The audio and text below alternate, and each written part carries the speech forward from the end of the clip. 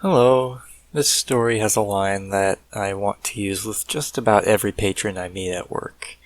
We'll get to it. We're starting in Matthew chapter 16, verse 21.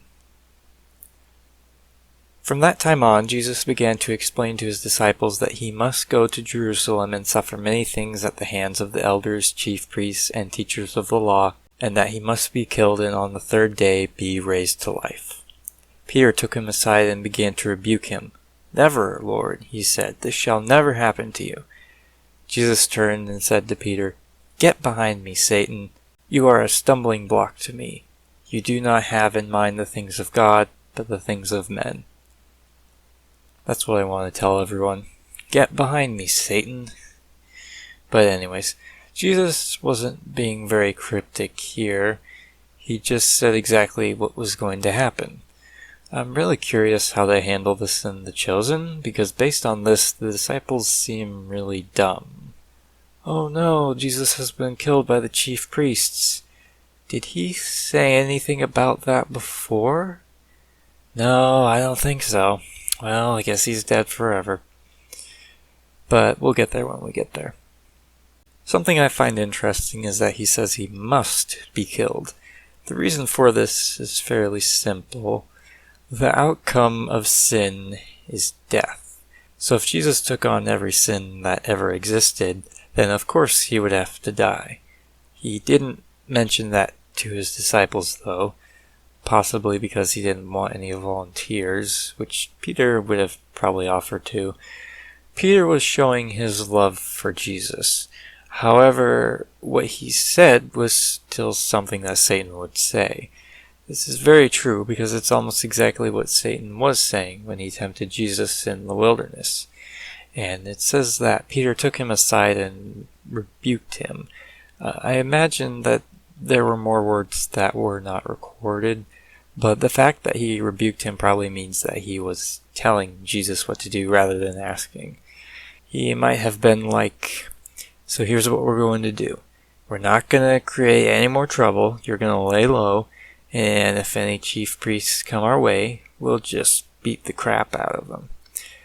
But Peter didn't realize the necessity of Jesus' death. Let's read on. Then Jesus said to his disciples, "If anyone would come after me, he must deny himself and take up his cross and follow me.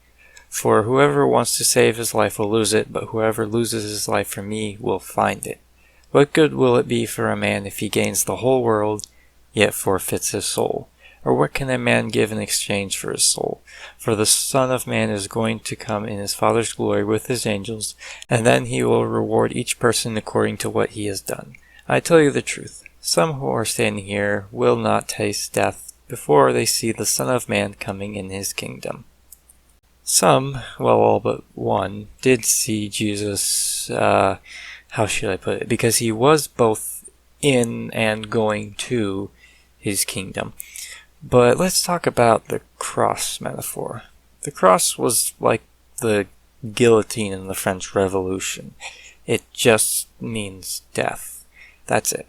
So what does that and the term denying ourselves mean for us? Kind of two things. One, it means that you need to live in the way that Jesus requires of us, and not participate in what he doesn't want us to participate in. Sin, basically. And he says, "Follow me," because it's a journey, which can be hard. But I like this analogy. So when you plant a seed, you're essentially burying it, which is like death. But then it grows into a beautiful plant.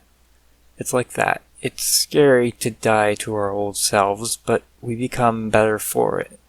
And the second point is that he's calling us to be selfless.